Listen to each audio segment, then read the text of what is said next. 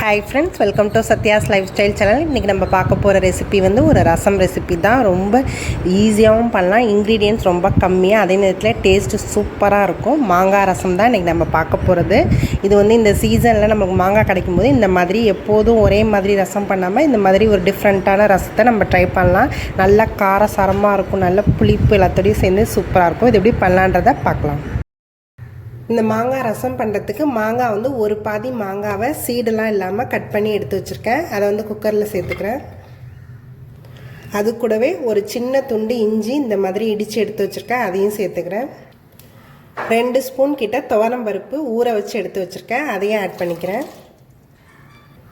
ஒரு 1/4 டம்ளர் போல் தண்ணி சேர்த்துக்கிறேன். இது நல்லா குக்கரில் ஒரு 2 விசில் வர வரைக்கும் விட்டு நம்ம எடுத்துக்கலாம். இது நல்லா 2 விசில் வந்துருச்சு. இது நல்லாவே நல்லா மசிஞ்சு வந்திருக்கு. பருப்பெல்லாம் மசிக்கிறதுக்காக நான் கொஞ்சம் நல்லா மேஷர் வச்சு நல்லா மசிச்சுக்கிறேன்.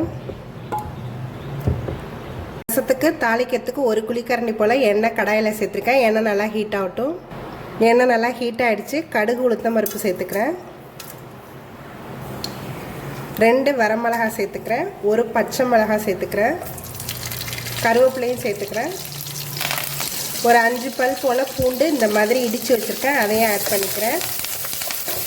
இது எல்லாத்தையுமே சேர்த்து நல்லா எண்ணெயில் கொஞ்சம் வதக்கிக்கலாம். கொஞ்சமாக பெருங்காயத்தூள் சேர்த்துக்கிறேன். 1/2 டீஸ்பூன் போல் மஞ்சத்தூள் சேர்த்துக்கிறேன். இதையும் எண்ணெயில் நல்லா வதக்கிக்கலாம்.